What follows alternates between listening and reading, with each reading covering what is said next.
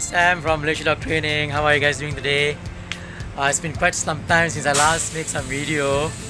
Leo's actually with me and with some of my poultry animal. I have my goose over here. They're actually having their food. And also I have some chicken, They're also eating over here. And yeah, so Leo is just chilling with me. So let's go, Leo. Come back. See, you may be wondering how is that even possible, for a dog to be able to coexist with other animals, especially small poultry farm animals. How are they able to do that? See, guys, based on my experience, right? When I was very young, when I visited my grandparents' place, they had like probably easily 20 dogs straying in front of their house. So every now and then my grandparents would feed them, and my grandparents had a poultry farm as well. So they had chickens, ducks, they also had goose. So they have all this poultry farm roaming around in front of their house, and I was so surprised. And I would say that back then, when the dogs they will just chill around, they will just coexist, and they would not bother those poultry animals, and everything was good, everything was so peaceful. But in the recent times, when I started my dog psychology center, one of the main issues that I get from my customers, right? Sam, my dog has this tendency to attack small animals. My dog, it becomes very aggressive when he sees a cat. My dog has killed many birds, rats and whatnot.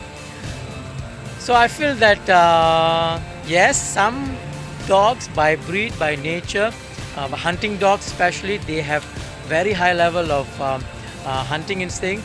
Retrieving dogs, they also have very high level of killing instinct, especially towards small animals. But again, with right socialization, with right establishment of rules, boundaries and limitation from young age, all this can be overcome, right? And other dogs, they can be socialized, so they can be introduced to all these poultry farm animal from a very young age. Especially when I do my training, all my dogs, anywhere from I would say 8 weeks old to 16 weeks old. That's like what, 2 months old to 4 months old. So I make sure I desensitize them, I socialize them, I show them those are some rules, boundaries and limitation when it comes to introducing yourself or coexisting with a different species.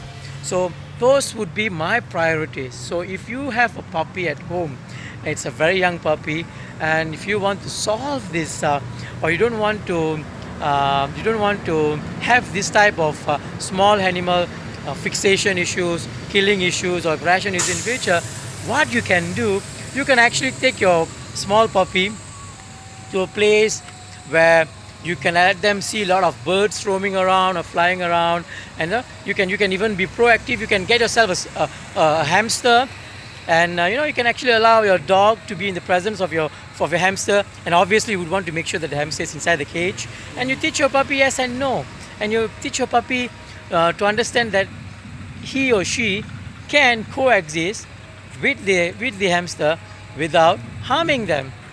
So you can actually do that, guys. So that's the reason why I'm making this video. I'm so blessed to have Leo in my life. Of course, people say that it's also about the training, but I do feel that part of his nature, by nature is very calm, he's very observant, and he takes his time before he reacts to the changes in environment.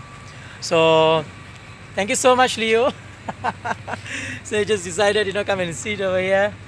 So yeah, just chilling with his dirty nose and everything. So yeah, thank you so much, guys. Sorry I've been away for some time. I'm back. Thank you so much for all the support. Stay happy, stay joyful, and remember, keep calm and continue walking. Bye bye.